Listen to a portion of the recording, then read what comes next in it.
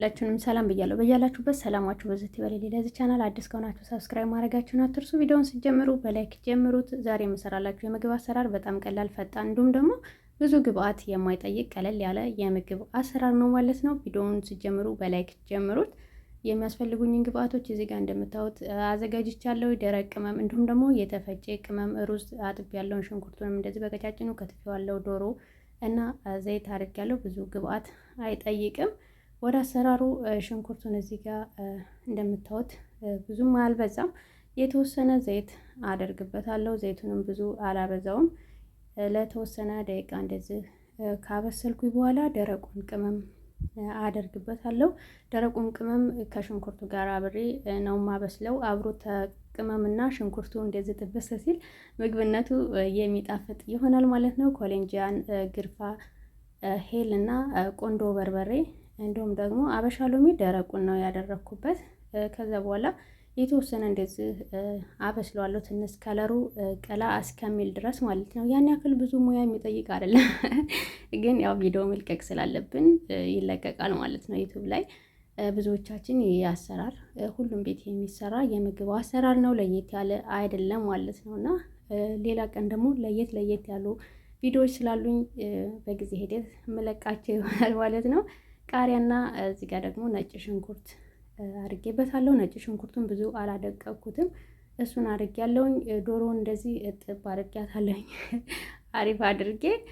ተላይ ግን ቆዳውን አላነሳሁትም። ያላነሳሁበት ምክንያት በኋላ ላይ ስቶቭ ውስጥ ስለማበስለው ነው ማለት ነው። ቆዳውን ማነሳው ከሆነ ግን ስቶቭ ውስጥ ካበስለው ዶሮው በጣም ድርቅ ያለ ይሆናል ማለት ነው። እና ድርቅ ያለ እንዲሆን ስለማልፈልግ ስለዚህ ከላይ ቆዳው መነሳት የለበትም ማለት ነው። ስቶቭ ውስጥ የማታደርጉ ከሆነ ግን ቆዳው ቢነሳ ምንም ችግር የለበትም።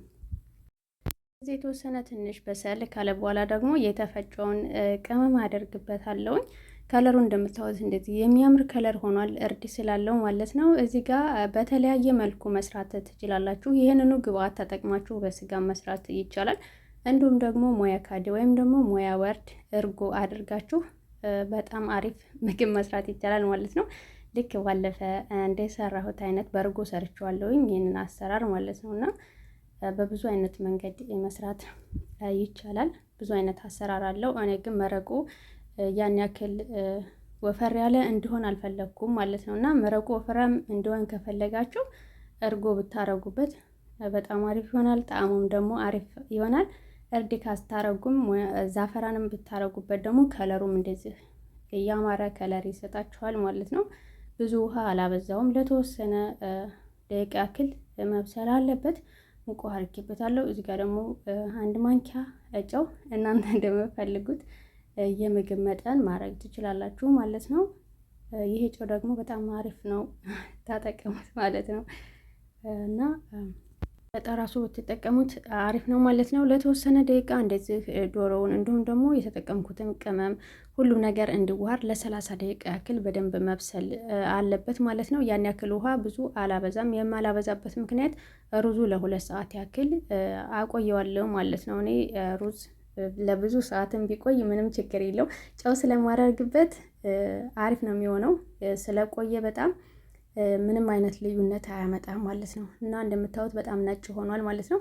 እንዲሁም ደግሞ ስትሰሩት እንዳይሰባበር ያደርግላችኋል። ሩዙም ደግሞ ሲበላ ፍርፍር ያለና የሩዙን ቅርጽ ይዞ እንዲወጣ ያደርግላችኋል ማለት ነው። በእርግጥ ብዙ ሰው አይደለም እንደዚህ ፍርፍር ያለ ሩዝ የሚወደው ማለት ነው። እኔ ግን ለእኔ ራሱ ሳየው ሩዝ ፍርፍር ያለ ሲሆን ደስ ይለኛል። ዶሮውን እዚህ ጋር አውጥቼዋለሁኝ። ዶሮዋን ደግሞ ለብቻዋ ስቶቭ ውስጥ አበስለዋለሁኝ ማለት ነው። ከዛ በኋላ ሩዙን አድርጌ እንግዲህ እንደምታዩት በስሏል። ለ30 ደቂቃ ያክል ሩዙን አብስየዋለሁ። ዶሮዋም ደግሞ እንደዚህ አሪፍ የሆነ አበሳሰል፣ በጣም ያላረረ በጣም ደግሞ የተስተካከለ አበሳሰል ሆኗል ማለት ነው። በዚህ መልኩ ሳርቸዋለሁ። በጣም የሚጣፍጥ ሩዝ፣ ብዙ የማያካበድ ቀለል ያለ የምግብ አመጋገብ ነው ማለት ነው።